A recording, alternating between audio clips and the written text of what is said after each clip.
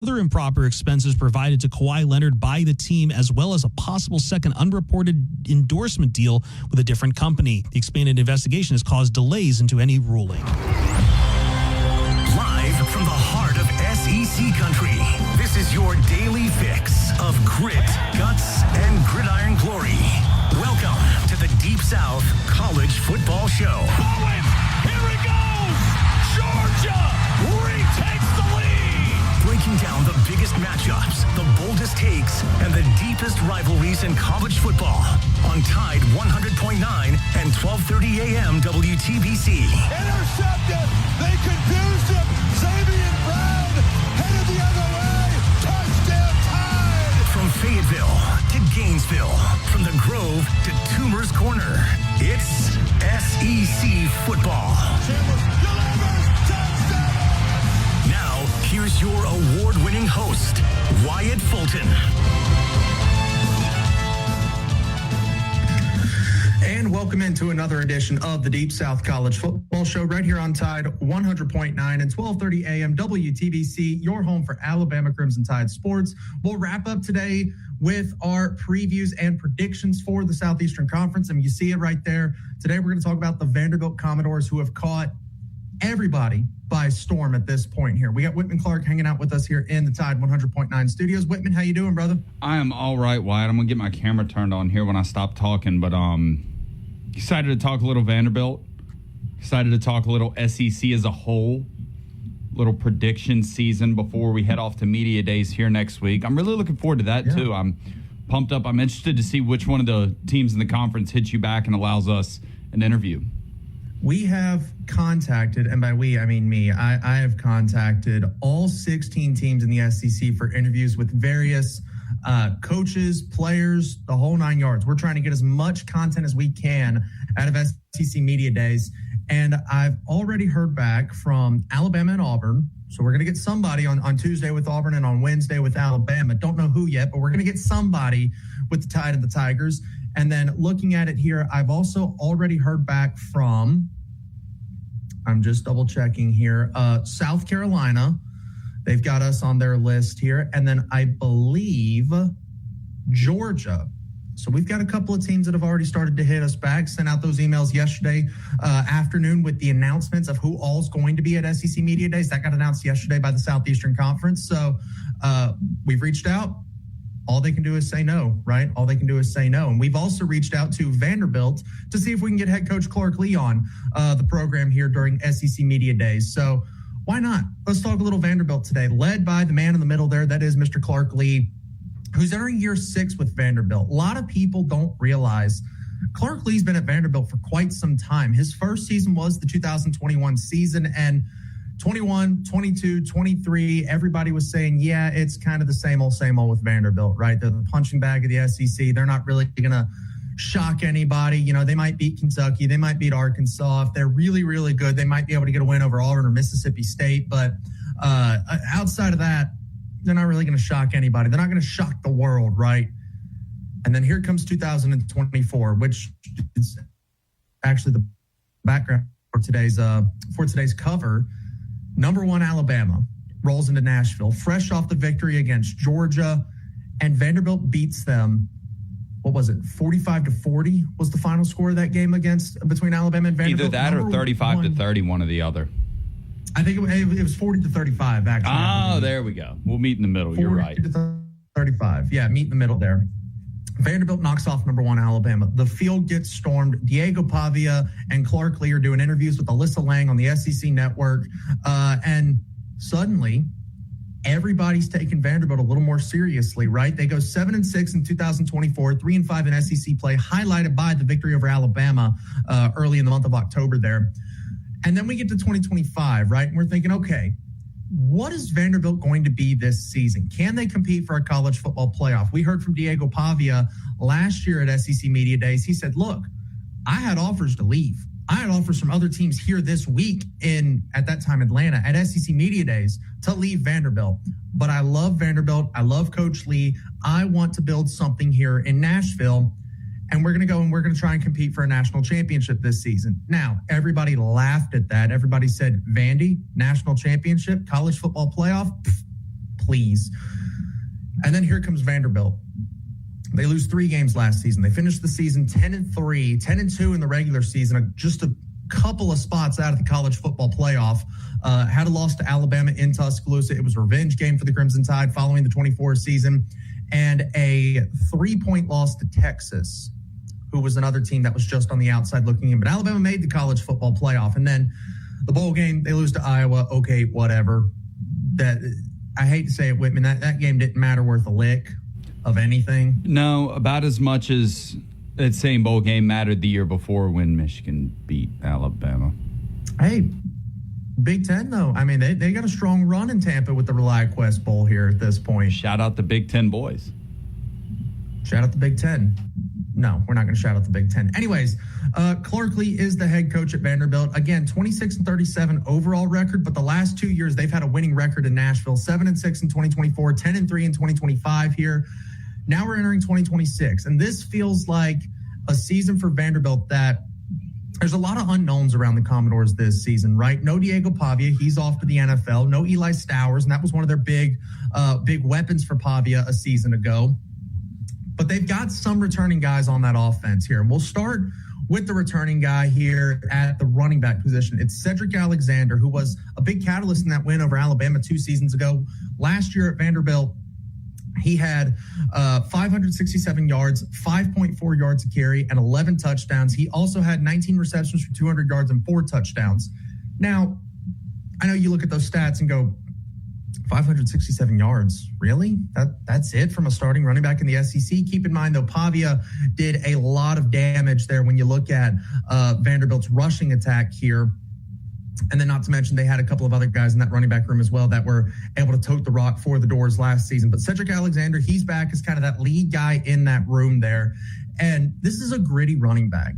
I don't know that he's necessarily got the, hit the gap, I'm 70 yards down the field, gone type of speed. But he's gritty, he's tough, and he is a pain in the rear end to try and bring down. Well, the thing is, regardless of who starts at quarterback, they will be inexperienced. I think it was Chris Lowe put out, he projected all 16 starting quarterbacks in the conference, and I can't recall the guy's name from Vanderbilt, but it was not Jared Curtis. However, doesn't matter if it's Jared Curtis or not. Either of those guys, extremely limited college experience. You're going to need a guy like Cedric Alexander to be very gritty style running back because, one, they're going to load the box up on him anyway because he's the best player in that backfield. So they're going to try to stop the run before they do anything else. Not to mention, we know how these guys in the NFL, they like to blitz rookie quarterbacks. In college, they like to blitz freshman quarterbacks.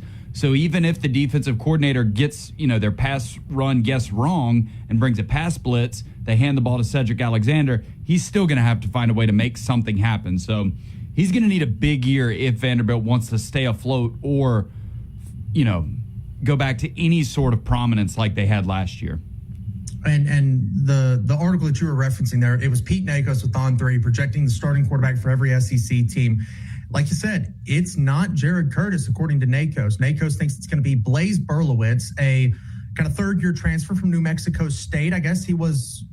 No, Lee wasn't at... No, sorry, excuse me. Third-year transfer from New Mexico State. 2025, he appeared in 6 games, completed 9 of 17 passes for 131 yards and a touchdown.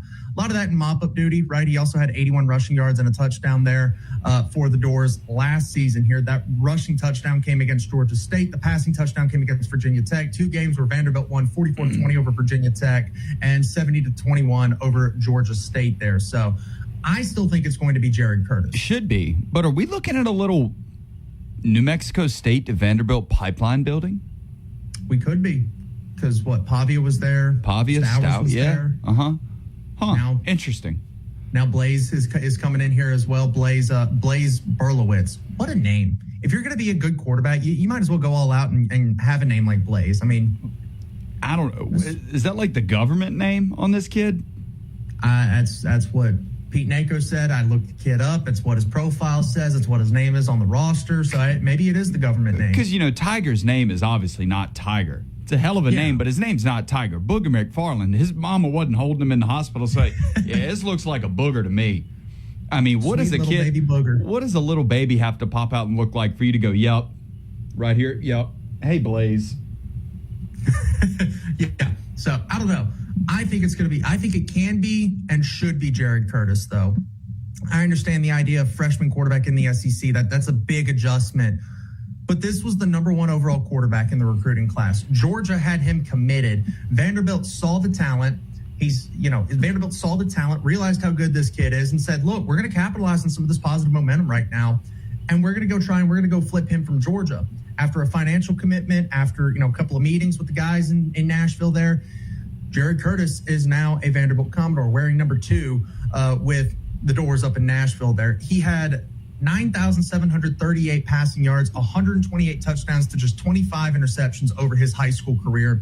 By the way, he's a dual threat guy as well. He's not just a statue back there in the pocket. 2,277 rushing yards, 49 touchdowns over his high school career. His senior season, 2,000 passing yards, 36 touchdowns, 614 rushing yards, 11 rushing touchdowns. I would assume I'm in your boat that Jared Curtis would almost have to start. Much like you said, I'm all for sitting guys. Like Ty Simpson should not start for the Rams week 1. That's why they drafted him with Matthew Stafford still on the roster. Yes, that's why the Raiders brought in Kirk Cousins to deal with Mendoza. You don't want to throw your guy into the fire that early. But you saw it last year with Michigan. When you've got a player like this who there's no way that you flip from Georgia to Vanderbilt without being paid an ungodly amount of money. It's probably not unfair to say that Vanderbilt likely overpaid a little bit. And they probably know that. They say, but who cares? It's our first ever number 1 quarterback. The investment on this kid is probably a little too big not to start, which I know kind of crosses logic with how we speak about the NFL. But you're not throwing him into the fire in week 1 against an NFL team. I would assume Vanderbilt's got a cupcake in week 1, don't they? They do. They have Austin Peay in week 1. Yeah, and they probably have another one after that, if not an SEC game. And if they do have an SEC game, a cupcake will follow in week 3. So he's got time. I just don't see a world where Jared Curtis does not take the first snap. It's a very talented player. And you had mentioned On3 has put out their NIL valuations. And if they've got a check mark, then On3 claims that it's been verified. It's credible. So looking at Jared Curtis's NIL valuation here, $2 million. You have paid $2 million for a freshman at a Nashville Christian school in Nashville, Tennessee, right in your backyard. So if On3 is correct, take it with a grain of salt. But if they're right, if Rivals and On3 are right here, you're not paying a backup quarterback $2 million in college football. $2 million is a lot of money to be a fan. Yeah. I mean, this kid's got to be on the field for $2 million. And maybe it's something where, Blaze gets to start against Austin Peay just because he's, been in college football for a little bit. Blaze gets to start against Austin Peay. You put Jared in there for a good number of reps there. And then maybe, Delaware, do you have the conversation? Hey, do we start Jared Curtis or do we start Blaze? September 19th, you play NC State. So you don't touch an SEC team until September the 26th when you go to Auburn. And I would imagine you're not going to be making a change by week 4, right? Whoever is kind of the established guy coming out of Delaware, going into NC State, you're probably going to want that guy to be your starting quarterback. But if it were up to me, it's not, but if it were up to me, I probably would roll with Jared Curtis there. Some other guys here on this offense that we want to highlight here real quick. Junior Sherrill, the senior wide receiver there. He's been at Vanderbilt for a couple of seasons now. Last year for the Commodores, 54 receptions, 784 yards, 7 touchdowns in 2025. Also had a rushing touchdown. So 8 total touchdowns for Junior Sherrill. Bryson Coleman, on the website that I was looking at, ourlads.com, they listed him as a wide receiver. And then I go to the Vanderbilt depth chart from last season, and he's listed as the backup tight end to Eli Stowers. So maybe they're trying, big-bodied wide receiver, kind of get a 50-50 guy in there, because when you've got a freshman quarterback, you expect him to be good, especially if he's starting week 1. But you want to make his life a little bit easier, right? It's like we talked about with Marcel Reed a couple of days ago. If you've got a young quarterback, or if you've got a quarterback that deals with some accuracy issues, rather than telling him, hey, I need you to fit this in this tight window. The DB's draped all over the wide receiver. I need you to put it in a keyhole. Let's go get a 6'5", a 6'6" wide receiver. I understand those don't grow on trees, but let's go get one of them. And all you got to do is put it in this radius right here rather than that radius. Big catch radius goes a long way towards guys dealing with accuracy issues, and that could be a senior or that could very well be a freshman whose head is absolutely spinning, getting booed by 75,000 people for the first time in his life.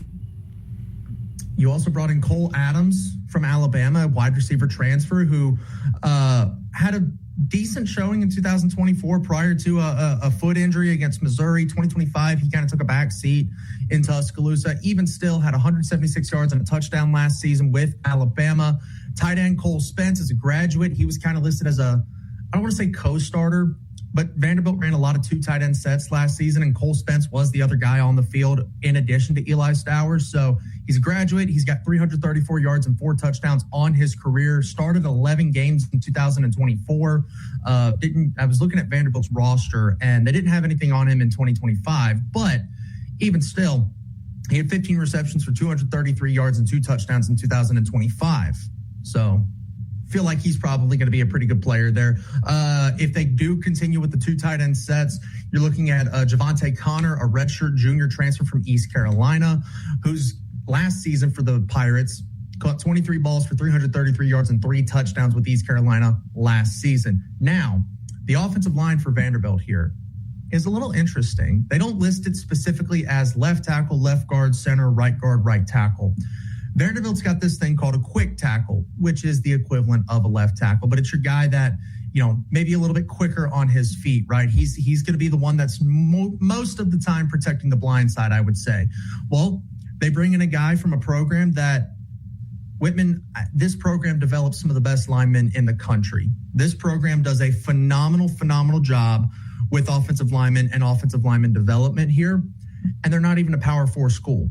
Before this year, they weren't even a Division I school. North Dakota State. They bring in Bo Johnson from North Dakota State, who started 13 games for the Bison last season, 12 at left tackle, 1 at right tackle here. Their quick guard, I guess the guard that's beside the quick tackle there, is Cade McConnell, who was a transfer from Minnesota in 2023, is now a redshirt senior with Vanderbilt. He appeared in 12 games in 2024 for the Commodores here. So you've got some good experience on that, I guess, left side. We'll say the left side of the offense. Certainly North Dakota State knows how to produce offensive linemen if they were able to make Trey Lance look like a top 5 pick. Trey Lance, Carson Wentz. I mean, hey, both of those Carson Wentz was good. All right. He was the truth before his knee did the electric slide on the turf. Okay. Both those guys were from NDSU. I was just naming NDSU alum. Oh, well, no. I mean, they just made Trey Lance look good enough to be a 4th overall pick. Carson Wentz was good enough. Carson Wentz was pretty damn good. Lyndon Cooper, a senior transfer from Pittsburgh. He was named the day 1 starter at Pitt in 2025. That's the only thing I found about him. But if he was good enough to start in the ACC for Pitt, I imagine he's good enough to start for Vanderbilt here this season. Your strong guard is another Alabama transfer. Again, according to the website I looked at here, Micah DuBose from Alabama. He's played in 1 career game for the Crimson Tide. So not a lot to go off of with Micah DuBose, but he was a very highly sought after prospect out of the state of Alabama, coming out of high school. And then your strong tackle is Orion Irving, who came in 2024 from Sam Houston. He appeared in 8 games last year with Vanderbilt. He was the reserve strong tackle in 2025 there, but he's got 108 total snaps at both left tackle and right tackle. So 4 out of your 5 offensive line spots, they've got some good reps, whether it be Bo Johnson at North Dakota State coming into Vanderbilt, Cade McConnell, who played in 12 games in 2024 and was a veteran guy last year for this Commodore roster, Lyndon Cooper, who was a starter for Pittsburgh last season, and Orion Irving, who appeared in 8 games last year for the Commodores. Really and truly, the only spot that you're looking at and going, I have no idea what the hell to expect, is that strong guard spot with Micah DuBose. Now, I feel like we can probably trust Vanderbilt because they've had some pretty good offensive line play over the last couple of seasons under Clark Lee, as well as offensive coordinator Tim Beck, who is entering his 3rd year with the Commodore program here. So 4 returning starters on the offensive line is kind of how I'm looking at it here. When you look at Cedric Alexander, Junior Sherrill, Cole Spence, you've also got Cade McConnell returning at quick guard there for the Commodores. So a lot of snaps played, but maybe not a lot of returning starters, right? We've talked about that before, right? A lot of people make a big deal about returning starters.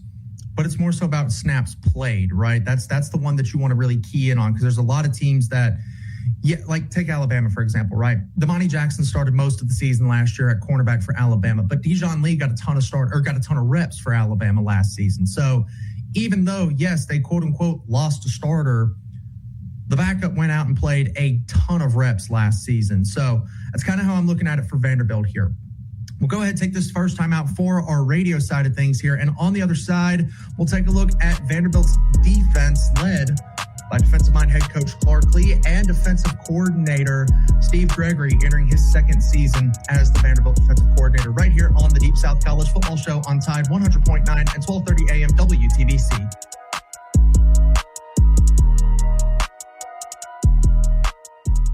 Hey, this is Wyatt Fulton from Tide 100.9. Join us starting on July the 20th for SEC Media Days live from Tampa, Florida, presented to you by Pearl River Resort and the Sportsbook at Golden Moon Casino.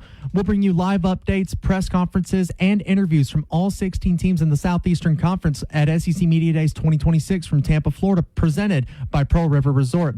Join us starting July the 20th for a week of content from Tampa, Florida, live at SEC Media Days 2026, presented to you by Pearl River Resort and the Sportsbook at Golden Moon Casino in Choctaw, Mississippi. What does it mean to advertise and do your marketing with Town Square Media Tuscaloosa? Melissa started her business in 2014. What would you say to someone considering Town Square Media Tuscaloosa? My experience with Town Square Media has been awesome, and I would definitely recommend it to anyone. I think that this is the first time in my marketing experience that I've been able to see my return on investment. I would definitely say in the past that has not been the case. In this, I like knowing that that's 100%. A lot of the marketing we've done has been radio. You guys have so much more to offer than that, whether it's, websites, from targeted marketing to radio. You are kind of a one-stop shop, and it makes doing marketing so much easier. So I would definitely recommend it. New location, corner of Skyland East Boulevard and Palisades Drive. TuscaloosaMazda.com. TuscaloosaMazda.com. For details, visit TuscaloosaMazda.com. Tide 100.9 Tuscaloosa weather. Here's your Tuscaloosa and West Alabama forecast. This afternoon, keep that umbrella around. Sunshine's in the forecast, 87. Southwesterly breeze and a pop-up shower or storm possible. Late afternoon into this evening, everything's gone by 10 o'clock tonight. Partly cloudy, cooling to 72. Thursday and Friday, blazing sunshine, hotter, low 90s, and a slight chance of an afternoon shower or storm as we close out the week on Friday. More pop-up storms over the weekend. Richard Wedding at the Weather Channel for Town Square Media Tuscaloosa. It's 87 degrees in Tuscaloosa. A national championship team covering a national championship team. The best sports talk in the state. Tide 100.9 and streaming on the Tide 100.9 app.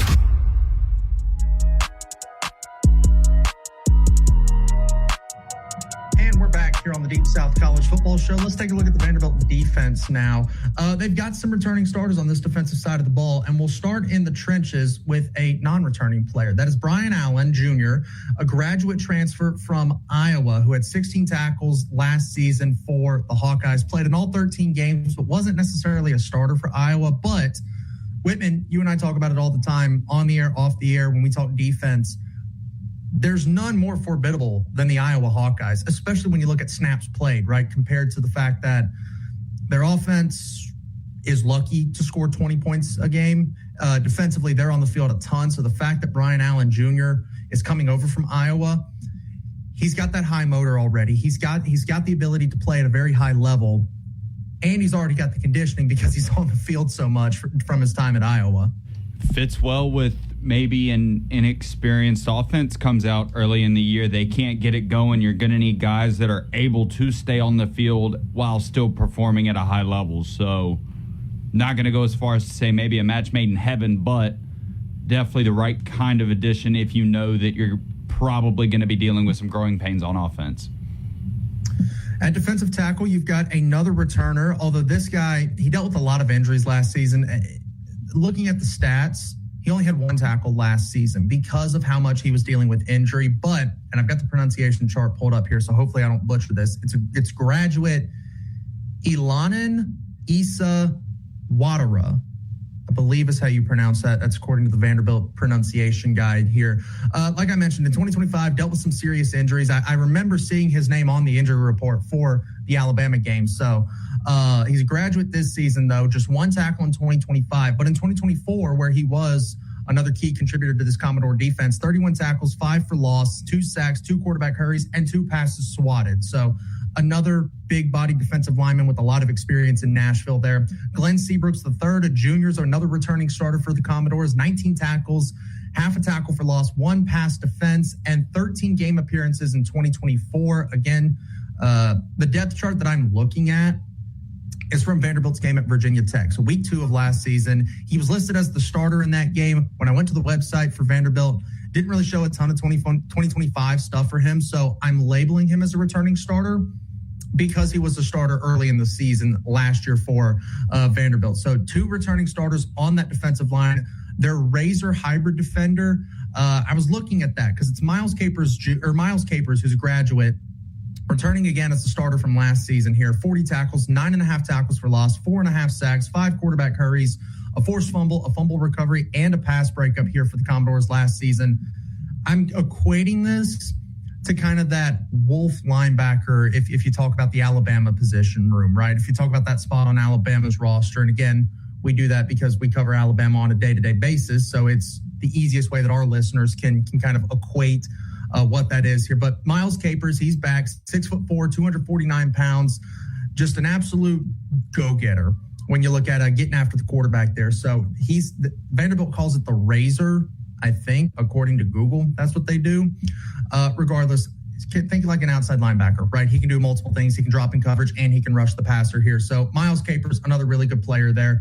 Brian Longwell, a senior who's been a 2-year starter at Vanderbilt, is back at that inside linebacker, or is back at that linebacker position. 71 tackles, 9 for loss, a sack, 4 quarterback hurries, an interception, 2 pass breakups. Whitman, as I'm going through looking at this Vanderbilt defense here, you know, you've got Elon in there at nose tackle, Glenn Seabrooks at defensive tackle, Miles Capers at that outside linebacker, Brian Longwell, another linebacker that's back. You've got Brian Allen Jr., who's got a lot of experience from his time at Iowa, transferring into Vanderbilt here. This seems to be a very, very veteran front 7 defensively here for Vanderbilt. And the other linebacker spot, Nick Rinaldi, he's a graduate. It was the backup to Langston Patterson last season. Also had 47 tackles, 7 tackles for loss, 3.5 sacks, 9 quarterback hurries. A lot of experience in this front 4 for Vanderbilt. Sounds on brand with what we've seen from Vanderbilt, I guess, in this new era of college football. They've kind of taken the Indiana route of experience over high school recruiting, because right now, veterans, I mean, you know, if you want to succeed, you need a little bit of tradition when it comes to high school recruiting. In schools like Indiana and Vanderbilt, they have everything but. So they're kind of the school, but they're well funded at the same time. So they have the ability to go spend the money in the portal, to retain older guys, go get older guys. That's probably what you're going to see from any Clark Lee Vanderbilt team, is experience over maybe pure raw talent coming out of high school. They do have the talent, yes, but you love experience here, right? So obviously seeing as much experience, I mean, I'm looking at this here. I think the youngest guy on this roster, or the youngest player on this defense, is a 3rd-year player, right? When you look at Glenn Seabrooks, who was classified as a junior, Dante Carter, who was classified as a junior, Ricardo Jones, the Clemson transfer safety, classified as a junior here. It just looks like the youngest guy has been at least in college football for at least 3 seasons here. Mentioning the secondary here, Jordan Matthews, a redshirt junior, and that's the classification, but with the new 5-for-5 ruling, I guess he'd just be considered, hey, a 4th-year guy, right? So he's been in college football 4 seasons here. He was the backup last season to 2 graduates. They've now gone off. They're done in Nashville as players, but even still, 20 tackles and 3 pass breakups last season for Jordan Matthews. Also had a tackle for loss and a forced fumble. Martell Height is a returning cornerback here, a senior for the Commodores, 35 tackles, 4 interceptions, 2 pass breakups last year. CJ Hurd was listed as a starting safety on that Virginia Tech depth chart that I was looking at earlier today. But on the website that I was looking at, kind of cross-referencing here, he's listed as a nickelback, NB nickelback. So kind of that star hybrid corner safety type of player that plays typically on the inside, i.e. he's got to be a good tackler. And he was. Started at safety last season, had 71 tackles, 3.5 tackles for loss, 2 sacks, 5 quarterback hurries, 3 pass breakups, and a forced fumble, a fumble recovery, and an interception last season there for Vanderbilt. So the junior, C.J. Hurd, a very, very good defender here when you look at Vanderbilt here. Dante Carter was the backup to graduate Marlon Sewell last season, and even still came away with 33 tackles and a pass breakup. Ricardo Jones, the transfer safety from Clemson that I had mentioned earlier, 39 tackles, 1 tackle for loss, 1 fumble recovery, 3 pass breakups. But Whitman, this dude's a ball hog. 6 interceptions and a touchdown last season here when you look at his tenure with Clemson. Now, going to be a starting safety here on this Vanderbilt defense. 6 is a big number. It doesn't sound like it. It never sounds like it when you're talking about interceptions. You think to yourself, well, only 3, only 5. You talk about the best of the best, only 6. That's a lot. And when you're that good, it's hard. It's weird. It's like the more picks you catch, the harder it is to get them because people don't want to throw to you. They see, you saw Ricardo Jones on one side of the field. You said, okay, if he's on the left side of the field, I'm going to throw to the right side. I'm not throwing at this guy. But the fact that he was still able to come away with 6 interceptions. I mean, Clemson played in, 12 regular season games last year. He entered the transfer portal, so I imagine he probably did not play against Penn State in what was it, the Fenway Bowl, or was it the Pinstripe Bowl that they played in? Pinstripe Bowl. So the fact that he came away with 6 interceptions through at least 12 or probably 12 games, potentially 13 last season. I mean, every other game you're hearing Ricardo Jones's name being called because he's got the ball in his hands and he's trying to take it the other way, which we know he can do based on the interception return that he had last season there for Clemson here. So overall, a lot of really good veteran experience on this Vanderbilt defense. And you had mentioned it before, Whitman, about if you've got an inexperienced quarterback, which whether it's Curtis or Blaze, Vanderbilt's going to have an inexperienced quarterback in Nashville this season. If you've got an inexperienced quarterback, the best way to take some pressure off of him is for your defense to set him up in good situations. So you've got a veteran defensive line that can help stop the run and get after the quarterback. You've got veteran linebackers that do a really good job, not only dropping back in coverage, but also getting after the quarterback, especially when you look at Miles Capers with 9.5 tackles for loss and 4.5 sacks last season. Brian Longwell had 9 tackles for loss as well. So now you've got the defense that's going to set the offense up in really good position. And then on the offensive side of the ball, like we had mentioned, you've got a veteran wide receiver. You've got veterans at tight end. You've got a senior running back that's been starting for you for at least the last 2 seasons here. It looks like Vanderbilt has done just about everything they can to set up their new starting quarterback in a position to succeed, especially when you look at the schedule that's coming up here for Vanderbilt, because we'll take a look at that here on the next side, or on the side of this next break here. But when I look at this schedule, it looks like, okay, they can get the ball rolling early this season and then be, hitting their stride when they get ready for SEC play. So we'll take a look at this. Chrysler Jeep Dodge Ram, Tuscaloosa's destination for iconic Jeeps. Owner loyalty earns $1,500 cash back on a new 2026 Jeep Grand Cherokee. Hey, this is Wyatt Fulton from Tide 100.9. Join us starting on July the 20th for SEC Media Days live from Tampa, Florida, presented to you by Pearl River Resort and the Sportsbook at Golden Moon Casino. We'll bring you live updates, press conferences, and interviews from all 16 teams in the Southeastern Conference at SEC Media Days 2026 from Tampa, Florida, presented by Pearl River Resort. Join us starting July. By the professionals at 80 Teeth Precision Armory. Open Monday through Friday, 9 to 5, behind Big John's Barbecue in Moundville. They do the weird stuff. What does it mean to advertise and do your marketing with Town Square Media Tuscaloosa? Melissa started her business in 2014. What would you say to someone considering Town Square Media Tuscaloosa? My experience with Town Square Media has been awesome, and I would definitely recommend it to anyone. I think that this is the first time in my marketing experience that I've been able to see my return on investment. I would definitely say in the past that has not been the case. In this, I like knowing that that's 100%. A lot of the marketing we've done has been radio. You guys have so much more to offer than that, whether it's, websites, from targeted marketing to radio. You are kind of a one-stop shop, and it makes doing marketing so much easier. So I would definitely recommend it.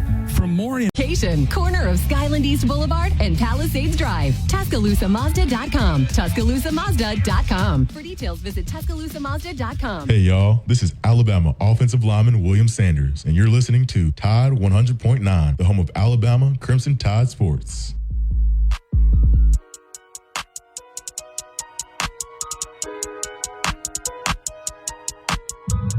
And we're back right here on the Deep South College Football Show. We went over the offense and the defense. Let's take a look at the schedule here for the Vanderbilt Commodores. They start with their 3 games outside of SEC play: Austin Peay, Delaware, and NC State. Whitman, I feel like it's safe to say they're starting 2-0, if not 3-0. You say yeah? Yeah, I mean, they should. Like, let's really, really hope so. NC State will be a bit of a test. I think from what I've heard from people over in the ACC, maybe NC State's getting a little tired of Dave Dorn. If a guy like that wants to keep his job, what better way to do it than to walk into SEC country and knock off a 10-win team from the previous year? But there's a reason that he's getting a little stale over there in Raleigh. So home game, early morning, that should be negated by the fact that it is a Power 4 opponent. I'd roll with Vanderbilt. So we're starting 3-0 for Vanderbilt here. Then you're all into SEC play. You've got the new look Auburn Tigers led by Alex Skolish here. And that one is going to be interesting and a lot of fun because Vanderbilt's gotten the better of Auburn the last couple of seasons here. So you're going to the Plains here. Not just the last couple of seasons. They've had Auburn's number forever. Last year's win moved Vanderbilt past Auburn in the win count in this all-time matchup. Wow. So do with that what you will. Hey, round of applause for Vanderbilt. Round of applause for the Commodores there. I want to say shout out to Auburn in this day and age for showing an open-mindedness and a forward-thinking ability to have 2 daddies, both Alabama and Vanderbilt. At 3 if you want to throw Georgia in there too, because they haven't beaten Georgia since 2017. Is that would that be a monogamous relationship there taking care of Auburn? Or is it the other one? I can't remember. It's polygamy, yeah. Okay, a polygamous relationship rotating custody over there in southeast Alabama. I didn't know the SEC was Mormon, but hey, good, good on them. Is what it is. You got a polygamous relationship taking care of Auburn down there. It takes a village to raise a child. It does. Everybody's chipping in to take care of Auburn down there. Yeah, there's a lot of people that are taking care of Auburn right now. Speaking of the Vanderbilt schedule here and Georgia being one of Auburn's daddies, you go back-to-back road trips, one at Auburn, and then you got to go to Athens here. This is where SEC play starts to get a little more difficult, right? Yes, Auburn is a brand new team, but they've got an established play caller in Alex Skolish. They've got an established quarterback, established running back, and they retained a lot of those pieces on the defensive side of the ball that we had talked about way back in May when we did our Auburn season preview here. October 3rd at Georgia. Yikes, that's going to be rough. That's going to be a really tough game, not to mention the fact that if it is Jared Curtis, Georgia may feel a little slighted by the way that recruitment played out there. And then October 10th, you return to Nashville and you take on the new look Ole Miss Rebels when you look at Pete Golding, but you still got Trinidad Chambliss, Kejuan Lacey, a lot of stars on that offensive side of the football, not to mention a guy like Will Eccles is going to make life living hell when you look at the defensive side of the ball there, getting after the Vanderbilt offense here. October 17th, you get a breath of fresh air. Hey, Arkansas, go to Nashville. Arkansas. Again, no disrespect to the Razorbacks. I don't expect a lot of great things out of Arkansas this season, but maybe this is the year that Ryan Silverfield can lay the groundwork there in Fayetteville. This Vandy game is one that I did look at when we did our Arkansas preview, and I said, hey, maybe if Silverfield does want to get a big jump early on in his tenure, maybe you do walk into Nashville and you upset Vanderbilt, because I do think Vanderbilt's going to be favored in that ball game there. October the 24th at Kentucky. If this was in Nashville, I'd go ahead, write in pen. Vanderbilt's winning that football game, but Lexington, weird place to play. New head coach, new quarterback, new offensive and defensive schemes in Lexington. Just right now on July the 15th, we don't know a ton about Kentucky right now. We did the season preview, and I think Will Stein can be the right guy in Lexington. But Whitman, we've said it before with brand new coaches. Year one is just survive. Have a pulse by the end of the season, and if you're lucky, you make a bowl game. That's kind of how it feels like with Kentucky right now. Survive year one. You've got some good talent on that team, but survive year number one. Maybe you make a bowl game and go from there. Saturday, November the 7th, you're off on Halloween, by the way. So at Kentucky, bye week, at Mississippi State there. The Cowbells and Jeff Lebby could be an interesting one. could be interesting. That's another one that I look at for Vanderbilt, and I say you probably got to win that game if you want a chance to make a bowl here, because we're looking at 3-0. Auburn will say toss up. I feel confident, no disrespect, in saying that Georgia and Ole Miss, those are losses for Vanderbilt. Arkansas, I think you should win that game. Kentucky, I think you should win that game. Alabama, I know what happened 2 years ago, but I'm not anticipating that happening again. I will. You'll have to prove me wrong on that one. At Florida, I think Florida, just with their experience on offense, Aaron Philo's been in college football for a couple of seasons now. Buster Faulkner being the offensive coordinator there.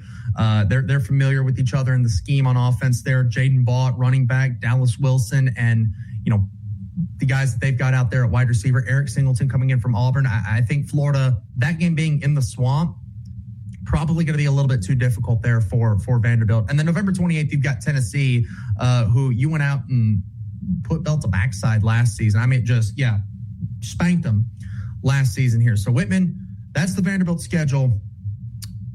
What is your record prediction for the Commodores this season? Do they completely fall off the wagon, or are they back, not – because here's the thing too, right? If we're looking at this through a 2024 lens, they're probably going to sneak up on Auburn. They're probably going to sneak up on, Alabama or Tennessee or even Florida in the swamp.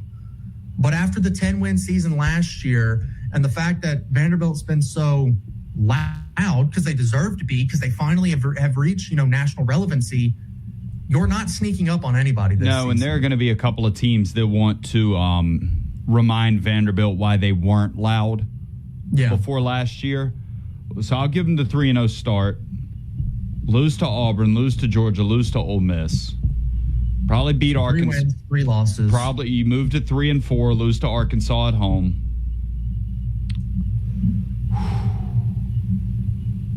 We got to find 3 more wins on this for them to even make a bowl. I don't think you're gonna, because Wow. Beat Kentucky. I'll give you Kentucky, so 4-4. Okay. And then I see 4 straight losses to end the year. Wow. So you are not. But again, the groundwork's being laid this season, right? And we talk about 27 in the future, and Jared Curtis is going to be dangerous if he remains at Vanderbilt. There's going to be somebody that's going to try and take him away from Nashville, but he's going to be dangerous if he stays there. But how much of Vanderbilt was Diego Pavia backyarding it at a football field with Eli Stowers out there to be his, his running mate, his sidekick, whenever he needs a screw it, here I am, throw it to me. Outside of that, a lot of the Vanderbilt football I watched looked a lot like Diego Pavia and friends, more so than a well-oiled, dominant, established football program. A lot of questions going into this year. The offense was cooking last season. They were let down a couple of times by their defense. I think about that Texas game, right? Even though they beat Auburn, Auburn's offense suddenly had life in Nashville last season. And so now I'm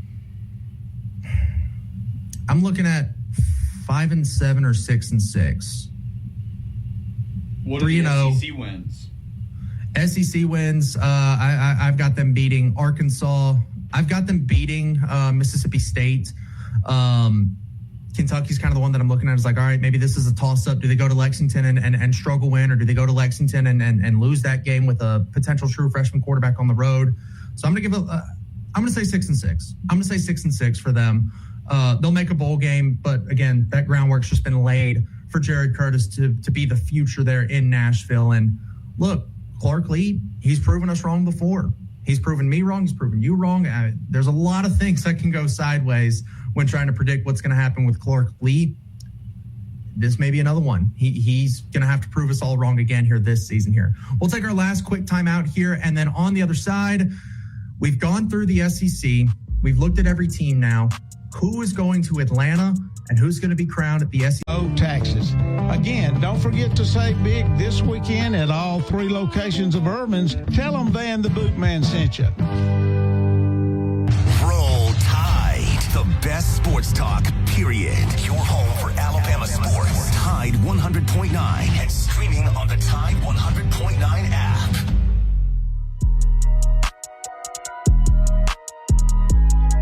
We have wrapped up now our SEC previews here when you look at the Deep South College Football Show. And so, Whitman, we've been doing this for about 2 months now, and we said at the start of it here, all right, when we're done, we're going to predict who gets to Atlanta for the SEC championship and who's going to be crowned the SEC champion in the month of December. We are doing this on July the 15th now. So, Whitman, after everything that we've talked about, right, we've looked at all 16 teams in the Southeastern Conference.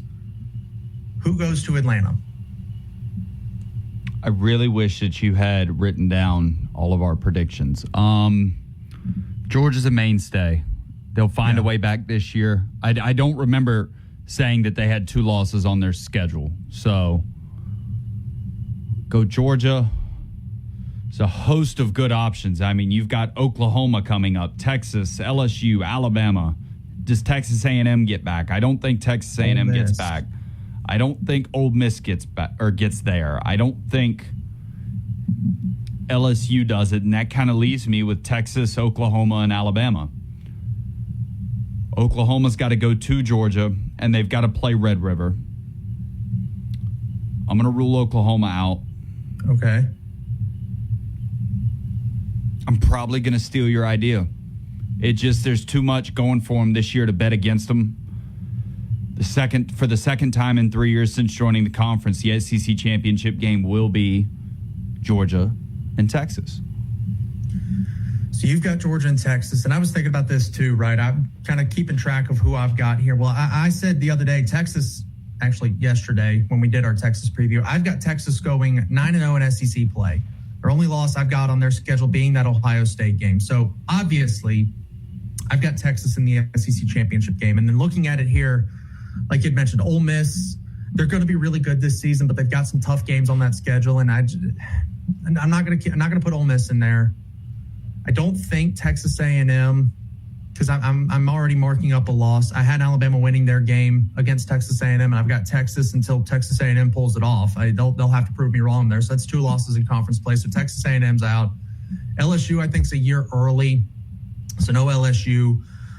Alabama, last year they had 2 losses, but they made it to Atlanta anyways because one of those losses was out of conference. I've got Alabama going 10-2 again this season. I don't think they lose to Florida State, which would mean that they've got 2 SEC losses. So Alabama's out. That leaves me Georgia. So I've got Georgia and Texas as well going to the SEC championship game.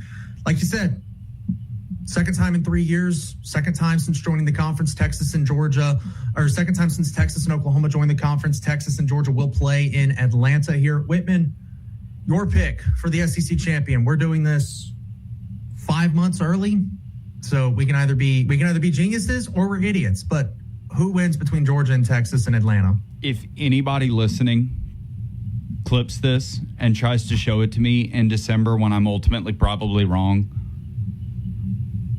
we are going to probably end up in a fist fight. But it will be Georgia.